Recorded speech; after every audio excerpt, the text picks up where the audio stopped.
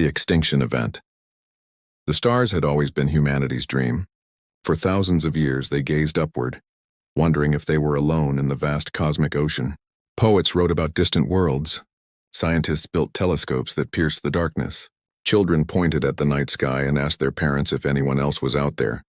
Looking back, on March 15, 2247, humanity received its answer. The signal came from beyond the Kuiper Belt. It was mathematical, precise, undeniably artificial. Within hours, every space agency, every government, every news network on Earth erupted in celebration. First contact, the greatest moment in human history. They were not alone. Dr. Sarah Chen stood in the control room of the International Space Monitoring Station in Geneva, tears streaming down her face as the decoded message played across the screens. Greetings from the Zarketh Dominion. It read in perfect English, Spanish, Mandarin, and a dozen other languages. We come in peace. We seek dialogue with the people of Earth. The world went mad with joy, streets filled with dancing crowds. Religious leaders called it divine providence. World leaders prepared for the most important diplomatic meeting in history.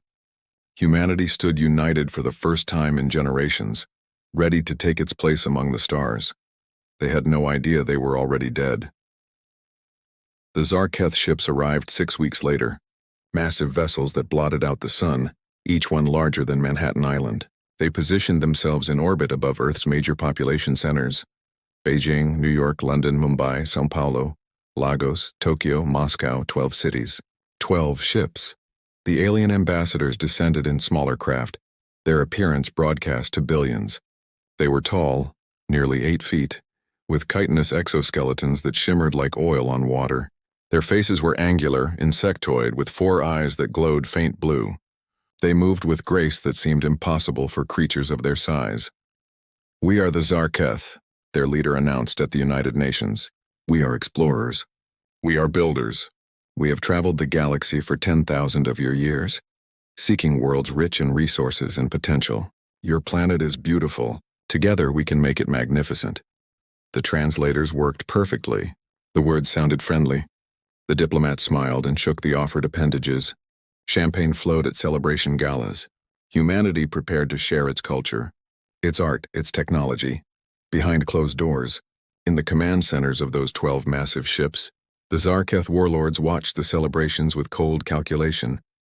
The planet's survey was complete. The resources were abundant.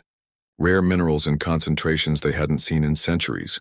Water, organic compounds, and best of all, the inhabitants were primitive.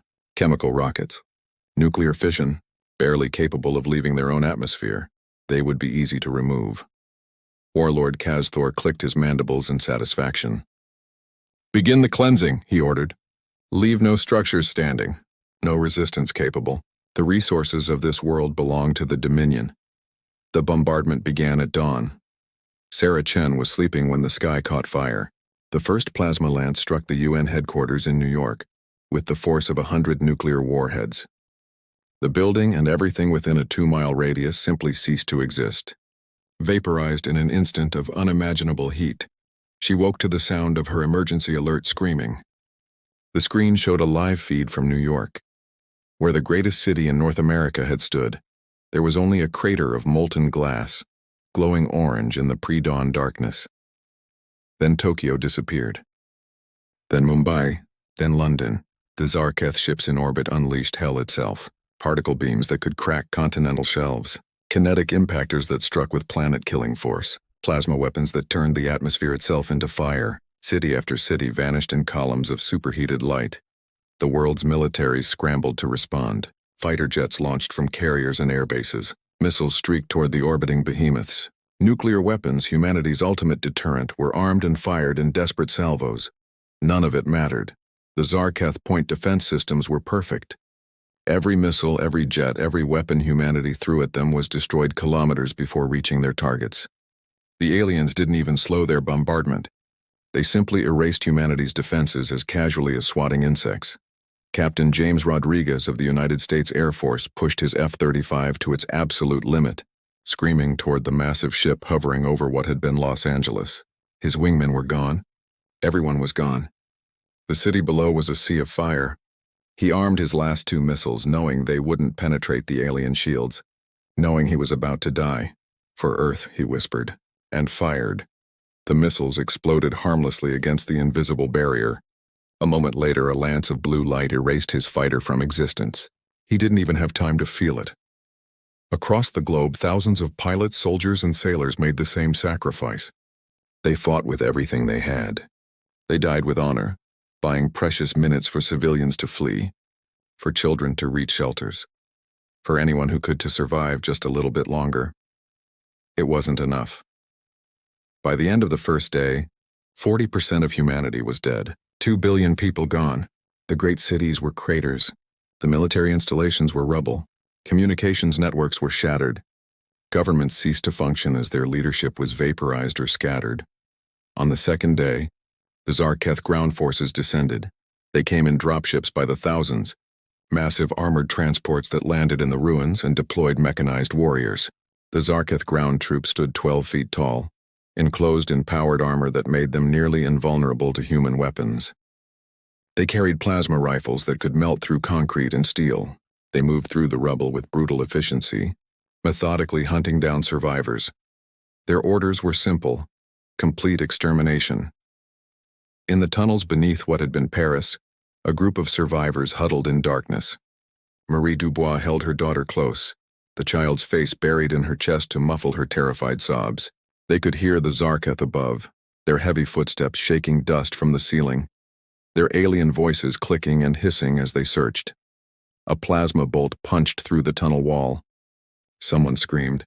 The aliens poured in, their weapons lighting the darkness with deadly blue fire. Marie pushed her daughter behind her, knowing it was useless, knowing they were about to die. A young man, barely 20, stepped forward with an old hunting rifle. He fired once, twice, 3 times. The bullets sparked harmlessly off the alien's armor. The Zarketh warrior raised its weapon almost lazily. The young man stood his ground. Not without a fight, he said. The plasma bolt took him in the chest. But in that moment, in that final act of defiance, something shifted.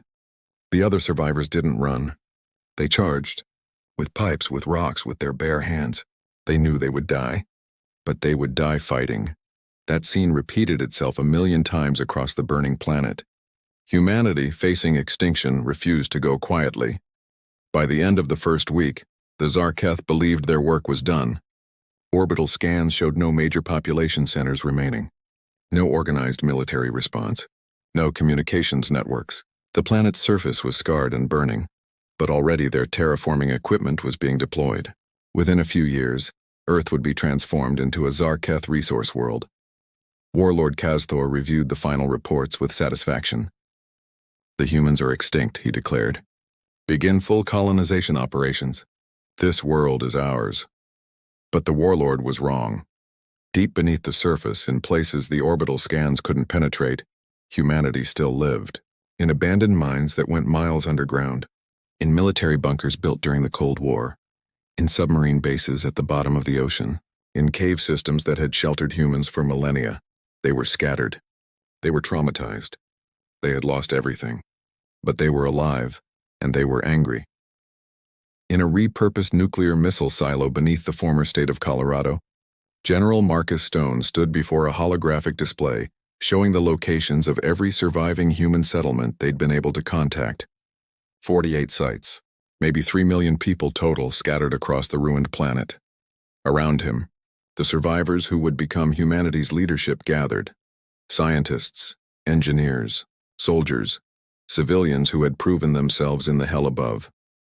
They think we're extinct, Stone said quietly, his voice carrying the weight of billions of dead. They think they won. They're wrong. Dr. Sarah Chen, who had somehow survived the destruction of Geneva, stepped forward. We've recovered intact Zarketh technology from crashed landing craft. Their weapons, their computers. We can study them, learn from them. We have engineers, added a voice from the back. Commander Yuki Tanaka, formerly of the Japanese Self-Defense Forces. We have fabrication equipment in these bunkers. We have materials. We have time, Stone continued. They're not looking for us anymore. They think the planet is secure. They're focused on strip mining our world. His jaw tightened. That's their mistake. He turned to face the assembled survivors. Ladies and gentlemen, as of this moment, Project Lazarus is operational. We're going to do 3 things. First, we survive. Second, we learn everything we can about our enemy. Third, he paused, his eyes hard as diamonds. We make them pay for every single human life they took. Sarah Chen felt something cold and fierce settle in her chest. It wasn't hope, not yet. It was something harder, something that would sustain them through the years to come. It was purpose. They wanted our world, she said softly. They can have it. We'll give it to them 1 bullet, 1 bomb, 1 dead alien at a time. Around the room, heads nodded. No one spoke of mercy. No one mentioned forgiveness. Those concepts had died with the first plasma strike. All that remained was the mission: survive, learn, return, and show absolutely no mercy. 5 years passed in the darkness. Above ground, the Zarketh transformed Earth's surface. They built massive mining facilities. They extracted minerals worth entire planetary economies. They patrolled the skies with fighter craft, ensuring no threat emerged from the primitive world they'd conquered. They never looked down. Not really. Why would they? The humans were gone. Below ground, humanity evolved. The scattered settlements connected through carefully hidden communication networks. They shared technology, resources, knowledge. The captured Zarketh equipment was reverse-engineered, improved, adapted. Human ingenuity, the same creativity that had taken them from caves to space in 10,000 years, now focused entirely on a single goal: weapons. More efficient, more deadly, designed specifically to kill Zarketh. The survivors didn't just want to fight back, they wanted to win. In the Colorado facility, Sarah Chen stood before a prototype weapon that would have been impossible 5 years ago. It looked like a rifle, but it fired magnetically accelerated projectiles at hypersonic speeds, using principles stolen from Zarketh plasma technology and improved with human engineering. We call it the Reaper, the lead engineer explained. It can punch through their armor. We've tested it on recovered suits. Stone examined the weapon with grim satisfaction. How many can we produce? With our current capacity, 2,000 units in the next 6 months. More if we bring the other facilities online. Do it. Stone's voice was flat, emotionless. 5 years of living like rats had stripped away everything except the mission. We need 50,000. Start training programs. Everyone learns to fight. Across the underground network, similar conversations were happening. Humanity was forging itself into a weapon. Every man, woman, and child old enough to hold a gun learned to shoot, to build, to fight. They had been architects and artists and teachers and parents. Now they were soldiers, all of them. On the 5-year anniversary of the first strike, General Stone gathered the settlement leaders in a secure communication channel. 48 locations, 3 million survivors, an entire species living in, hiding, preparing for a war they had to win or face true extinction. The time is coming, Stone said simply.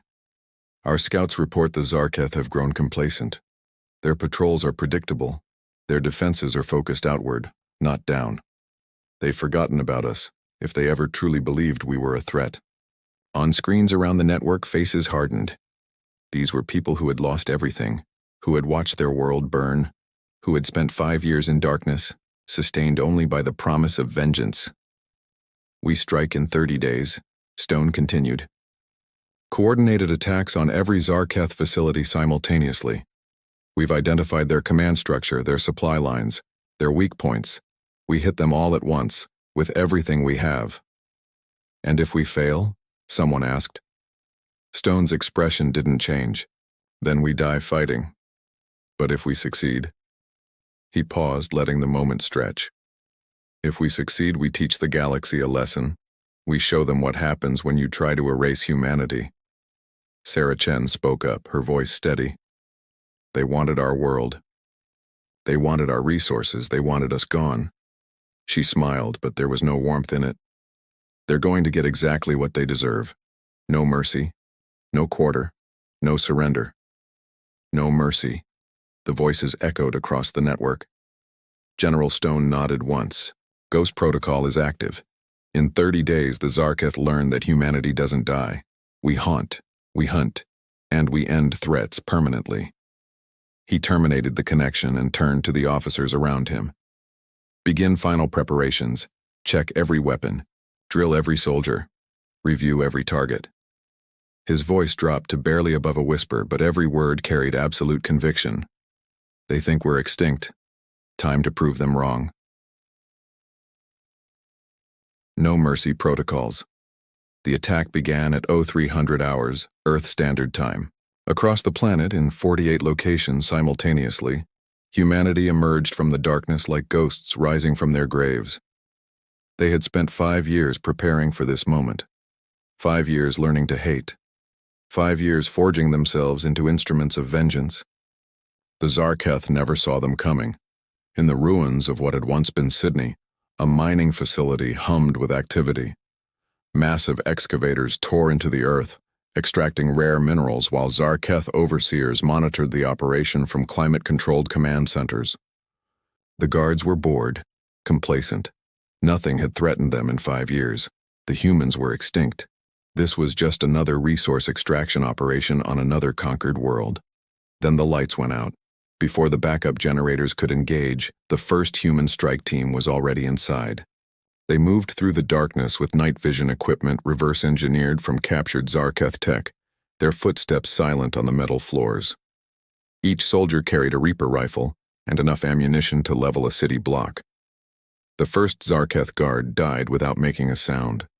The magnetically accelerated round punched through his armor plating like it was paper, the hypersonic projectile turning his internal organs to liquid.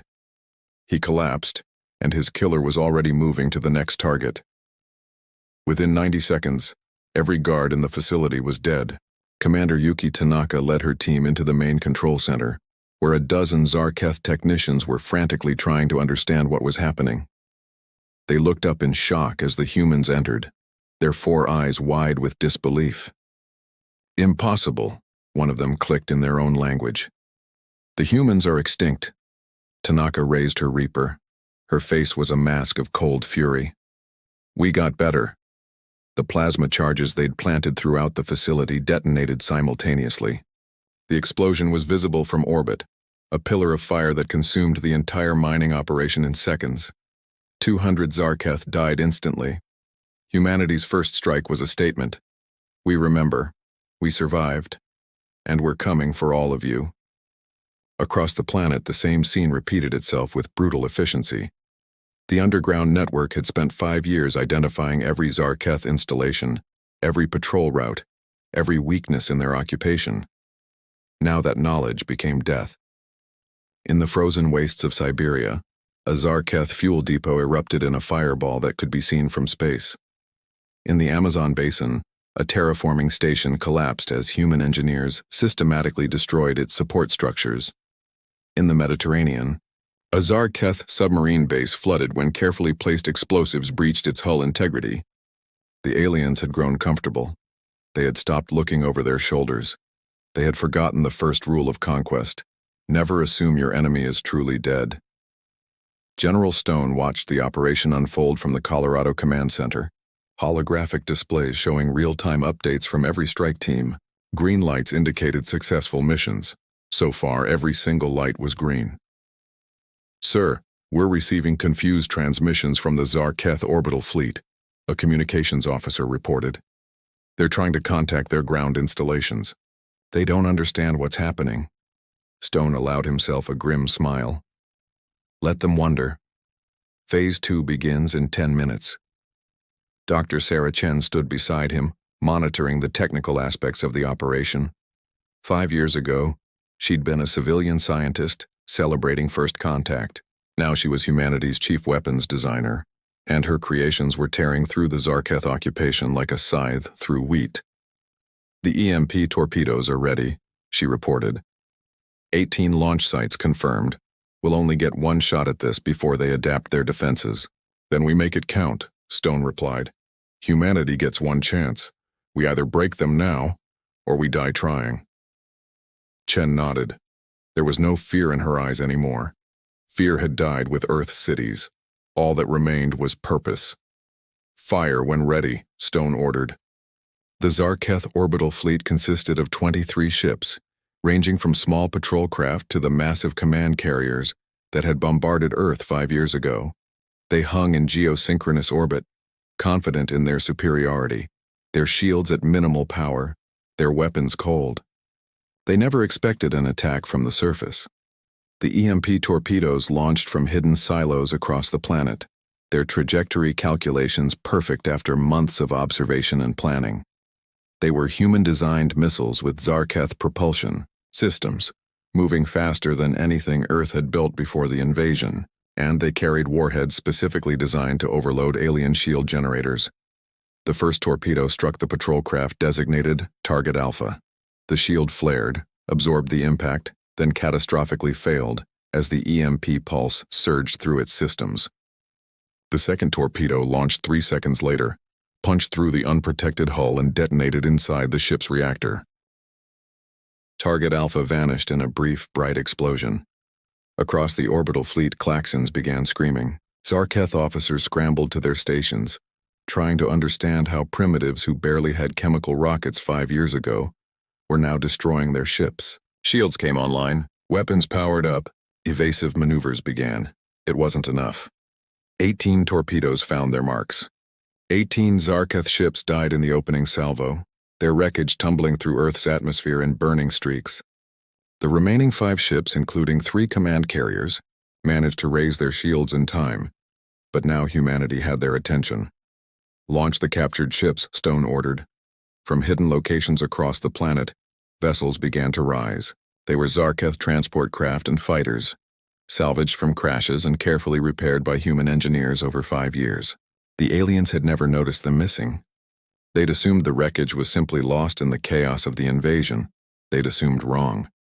The captured ships, now piloted by human volunteers, accelerated toward the orbital fleet.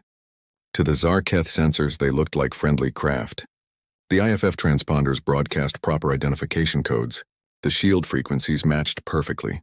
By the time the aliens realized the deception, the human pilots were already inside their defensive perimeter. Captain James Rodriguez Thau, son of the pilot who died defending Los Angeles, pushed his captured fighter to maximum thrust. His father had died firing missiles that couldn't penetrate alien shields. He would not make the same mistake. "For my father," he whispered, and rammed his ship directly into the command carrier's shield generator. The explosion was tremendous. The carrier's shields flickered and died. Before the Zarketh crew could respond, 3 more EMP torpedoes slammed into the exposed hull. The massive ship began breaking apart, its structural integrity compromised, its crew dying in the vacuum. Across the orbital battlespace, similar sacrifices were being made. Human pilots flying captured alien ships, trading their lives for strategic targets. They'd all volunteered. They all knew it was one way. They all flew anyway, because Earth remembered, and Earth demanded payment in blood. Within 20 minutes, the Zarketh orbital fleet was destroyed. Only 2 ships managed to escape, fleeing into deep space with damage reports that would shake the Dominion to its core. The humans had won the orbitals. Now came the ground war. Warlord Kazathor stood in the command center of the primary, Zarketh stronghold, located in the ruins of what humans had called Beijing. His mandibles clicked in rapid confusion as reports flooded in from across the planet. Facilities destroyed, patrols ambushed, the orbital fleet in ruins. "How many humans survived?" he demanded. "Unknown, Warlord. Estimates suggest millions. They've been hiding underground in locations our scans couldn't penetrate." "Impossible." "We saw the bombardment effectiveness. We confirmed they deceived us, Warlord. They let us believe we'd won." Kazathor felt something he hadn't experienced in decades of conquest. Fear. These primitives, these barely spacefaring creatures, had outsmarted the Dominion. They'd hidden. They'd learned. They'd waited, and now they were hunting. "Recall all ground forces to this position," he ordered. "Fortify every entrance. Deploy all combat mechs. We hold here until reinforcements arrive from the nearest Dominion world. Warlord, reinforcements are 6 months away. Then we hold for 6 months. We are Zarketh. We do not lose to primitives." But even as he spoke the words, Kazathor knew they were surrounded. The humans controlled the orbitals now. They controlled the approach vectors. They had the advantage. For the first time in his military career, the warlord considered that he might not leave this planet alive.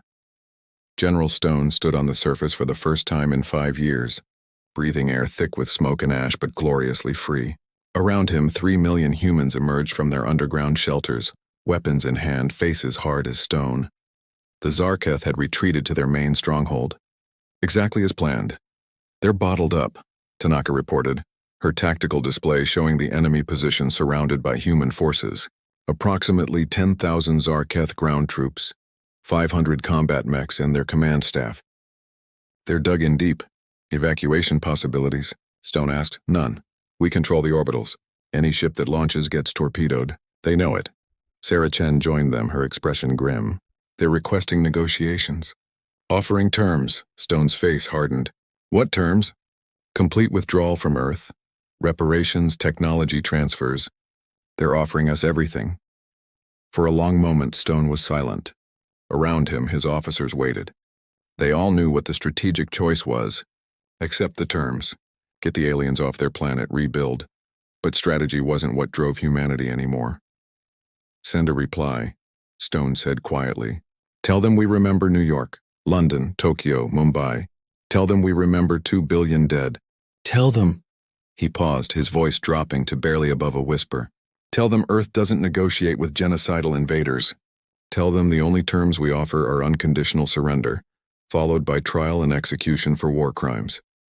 Chen hesitated. "Sir, if we reject their terms, they'll fight to the last. It'll be a bloodbath." "Good," Stone replied, his eyes cold. "They wanted to erase us. Now we erase them. No mercy, no quarter. That's the message we send to the galaxy. You come to Earth with violence, you leave in a body bag, if you leave at all." The message was sent. The Zarketh's reply was to open fire with everything they had. The siege of New Beijing had begun. The battle lasted 3 weeks. The humans didn't assault the stronghold directly. They didn't need to.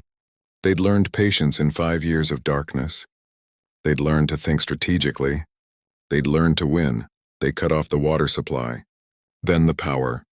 Then the air filtration systems. They bombarded the stronghold with artillery built from salvaged Zarketh weapons, keeping the defenders pinned down, unable to rest, slowly grinding them down through attrition. They sent drones carrying speakers that broadcast the names of the dead. 2 billion names. Reading them 24 hours a day. A constant reminder of what the Zarketh had done. Psychological warfare. Siege tactics. Human ingenuity applied to the ancient art of making your enemy suffer. Inside the stronghold, the Zarketh began to break. Supplies ran low. The combat mechs ran out of fuel.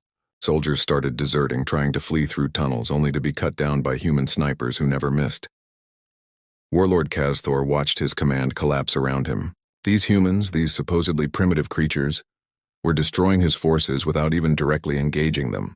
They were smarter than he'd given them credit for. More vicious, more patient, more dangerous. "Request terms," he finally ordered, his pride broken by 3 weeks of hell. The human response came within minutes. Unconditional surrender. Disarm completely. Face trial for crimes against humanity. No exceptions. No mercy. Kazthor looked at his remaining officers. They were defeated. Broken. Out of options.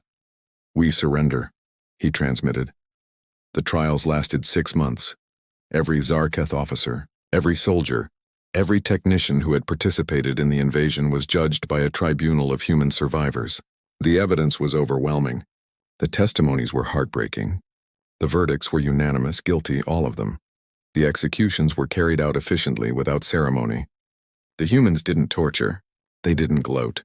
They simply removed the threat permanently, methodically, completely. By the end, there were no Zarketh left on Earth, not one. 20 years passed. Earth rebuilt. But it was not the same world that had welcomed the stars with open arms. The survivors remembered. They taught their children to remember. They built monuments to the dead and weapons to kill anyone who threatened them again. The scattered underground facilities became fortress cities, connected by vast tunnel networks that could shelter the entire population if necessary. The surface bloomed again, forests and cities rising from the ashes. But beneath it all was a warren of bunkers, factories, and military installations. Earth became a fortress world. Dr. Sarah Chen, now white-haired but still sharp, stood in the orbital shipyard that humanity had built from salvaged Zarketh technology. Around her, massive warships were under construction, human designs incorporating everything they'd learned, improved with human creativity. "The galaxy needs to understand," she said to the young engineer beside her. "We're not the peaceful dreamers who welcomed first contact anymore. That species died in the bombardment. What are we now?" the engineer asked. Chen looked out at the fleet taking shape, weapons capable of cracking planets, shields that could withstand anything the galaxy could throw at them.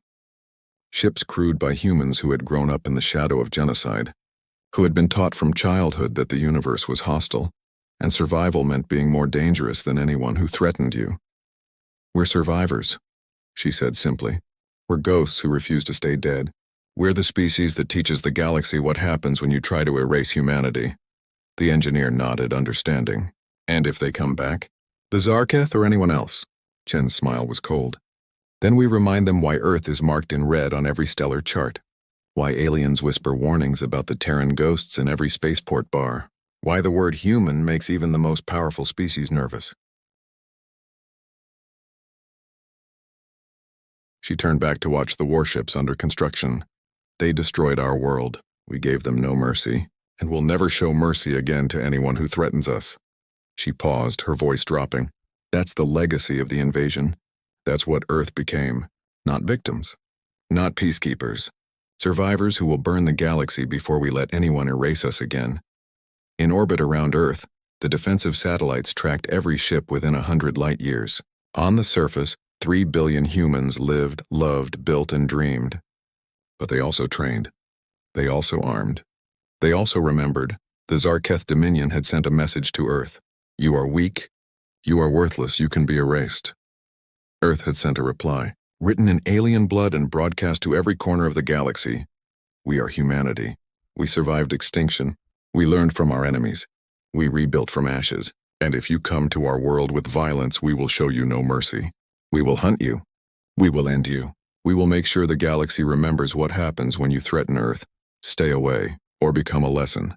We are the Terran ghosts. We do not forget. We do not forgive, and we never ever die quietly." Somewhere in deep space, a Zarketh scout ship detected the broadcasts from Earth. The captain reviewed the footage of human warships, the readings on their weapons, the stern warning that accompanied every transmission. "Mark that system as forbidden," he ordered, his mandibles clicking nervously. "Advise all Dominion vessels to avoid at all costs." "What do we tell the High Command?" his subordinate asked. The captain looked at the image of Earth one last time, this blue-green world that had been marked for conquest and had instead become a graveyard for his species. "Tell them the humans survived. Tell them we made a mistake. Tell them," he paused, choosing his words carefully. "Tell them there are some species you don't conquer. Some species that, if you push them hard enough, will push back so hard they break you completely. And if High Command orders another invasion," the captain's eyes darkened, "then the Dominion will learn the same lesson we did. You don't fight humans on their homeworld. You don't threaten their survival, because they'll do anything, sacrifice everything, to ensure you regret it." He terminated the scan and set course away from Earth, accelerating to maximum FTL. Behind them, Earth's defensive grid tracked their departure, weapons locked on until they jumped to hyperspace. The message had been received. Humanity had spoken, and the galaxy was listening.